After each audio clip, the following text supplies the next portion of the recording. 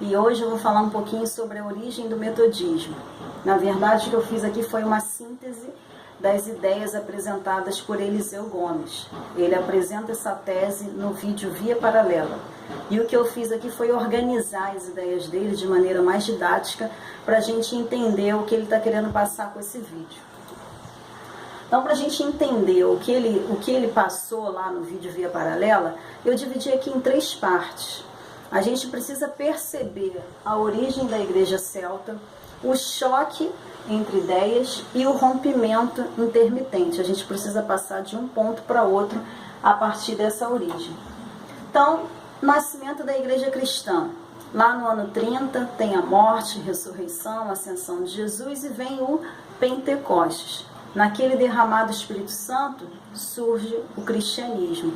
E esse cristianismo ele vai ser consolidado a partir da conversão de Paulo, que vai começar a organizar essa igreja, que vai começar a difundir essa fé.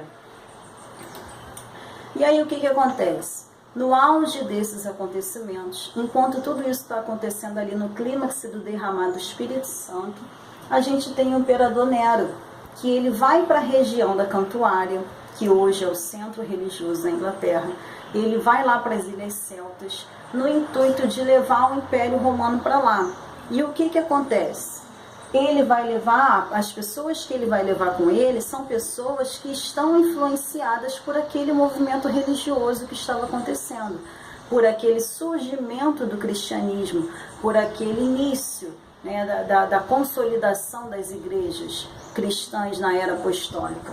E aí os soldados, os generais, os escravos, todo esse povo que vai para lá com ele, eles vão começar a difundir naquela região, nessas ilhas celtas, esse cristianismo também. A difusão do evangelho ela vai se dar a partir daí, lá em Cantuária. Então, o que Eliseu Gomes ele está afirmando? Ele está afirmando que as bases apostólicas do cristianismo na Inglaterra, elas vão se dar a partir desse movimento, a partir da difusão do evangelho na região da Cantuária, nesse momento em que o imperador Nero chega nas Ilhas Celtas, que é onde surge a igreja celta, é onde surge o cristianismo nessa região, oriundo do quê? Daquele movimento apostólico, do movimento do Pentecostes, quando surgiu o cristianismo. Então, olha o que ele está dizendo. Ele está dizendo que a igreja celta, ela vai começar a acontecer ao mesmo tempo em que começa a acontecer uma igreja romana.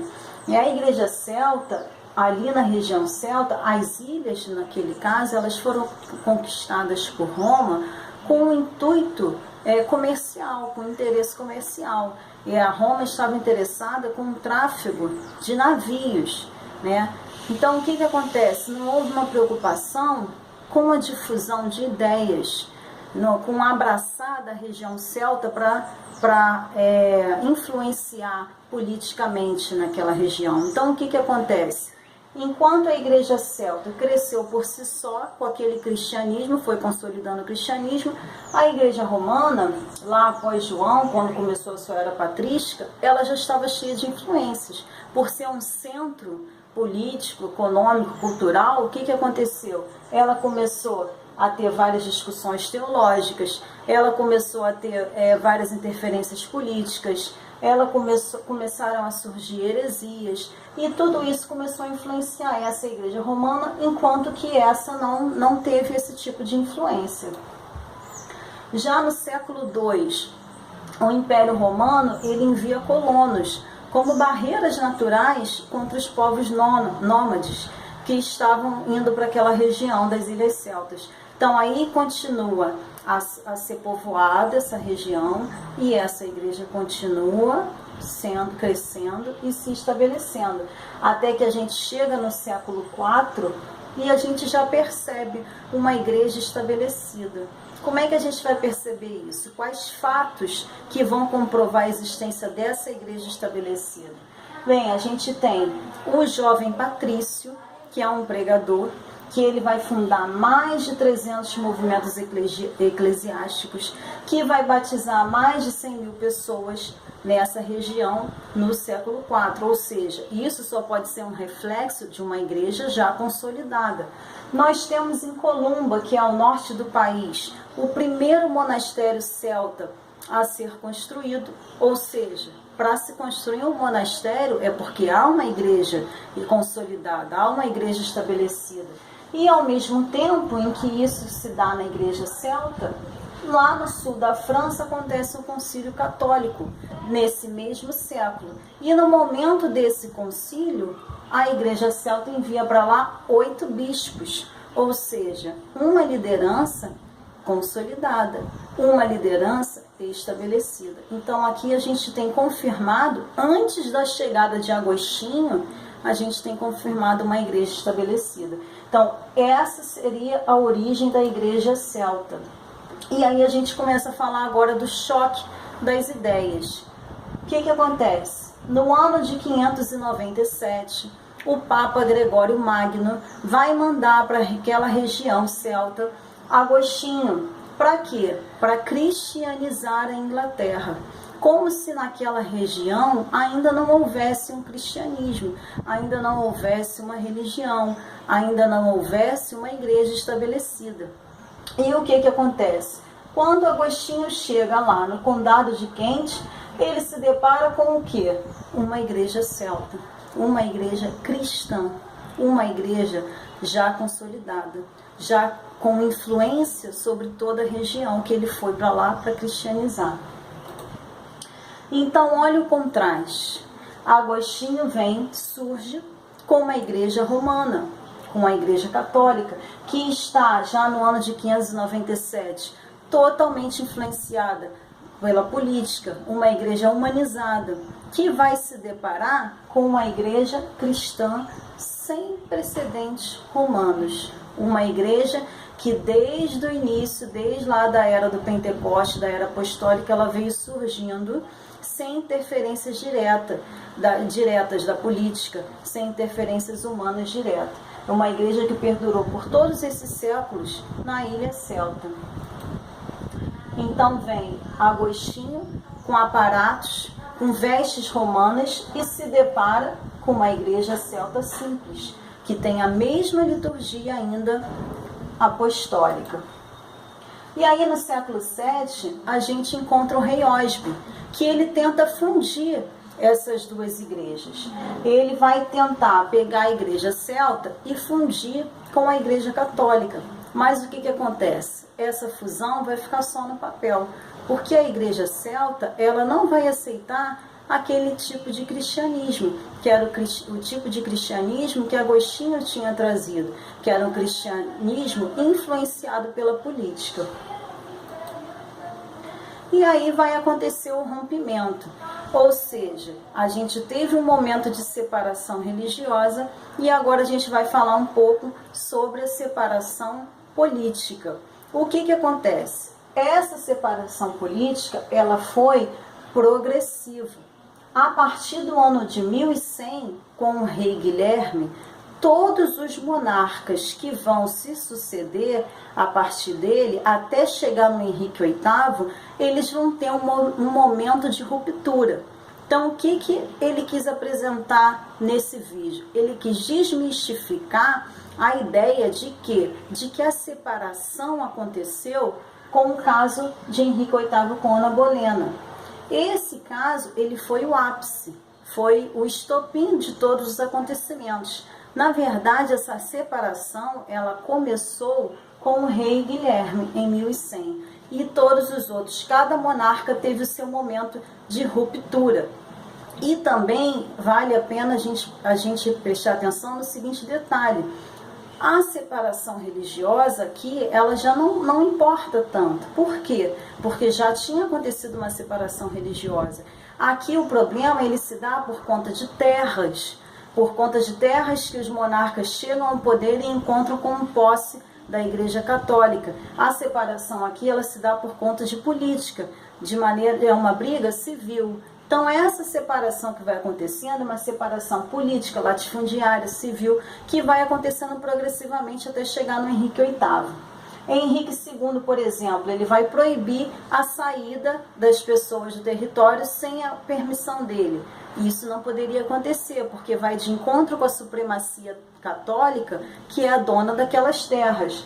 Henrique III, a mesma coisa, ele vai proibir a consagração sem autorização dele, mais um choque contra a supremacia católica. E aí o bispo Anselmo, ele tenta restabelecer essa supremacia. Ele vai chegar para o monarca e ele vai sugerir que ele seja submisso à liderança do Papa, que ele restabeleça o controle das terras da Igreja Católica, mas ele não consegue. E aí chega o caso de Catarina de Aragão. Catarina de Aragão, que é viúva do irmão de Henrique VIII. Então Henrique VIII se casa com ela, mas ele não fica satisfeito com o casamento, por ela não dar herdeiros homens e por outras questões. Então o que ele faz? Ele pega um texto em Levíticos e cria uma súmula teológica dizendo que a viúva do irmão não pode se deitar com ele. E aí ele acaba levando isso ao Papa. E o que acontece? Nesse momento, a Igreja Católica ela se vê em xeque.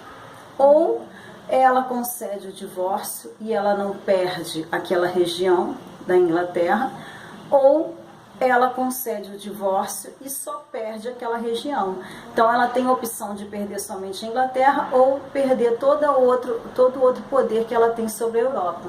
E aí ela acaba não concedendo. E nesse momento, Henrique VIII, ele acaba se tornando chefe da Igreja da Inglaterra. Ele vem com um ato de supremacia e ele rompe com a Igreja Católica.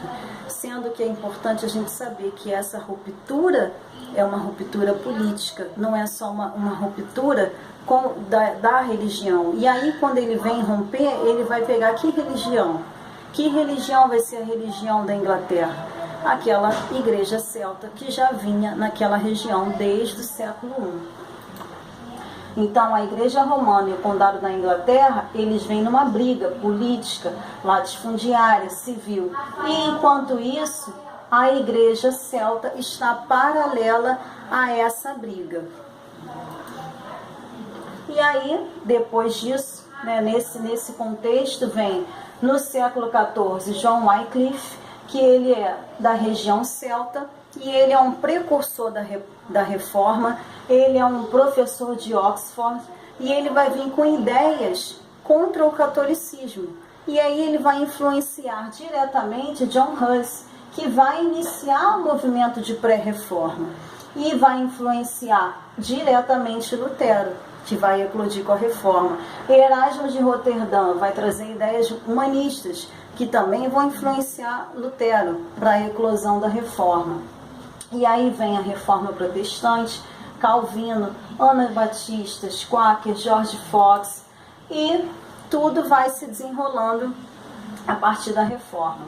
Maria Tudor, quando sobe ao trono, ela é filha do Henrique VIII com a Catarina de Aragão. Então ela, com raiva do pai, ela manda matar um monte de bispos, ela mata um monte de bispos.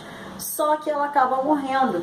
E quando vem Elizabeth I, ela volta com aquelas origens. E aí ela vai ser influenciada por ideias de puritanismo, com ideias de não conformismo, que não vão aceitar nada católico, que vão disseminar tudo que é católico, né? E aí vem Wesley, que vai ser influenciado por Jacob Spener, pelo pietismo, pelos morávios, e vai surgir o metodismo.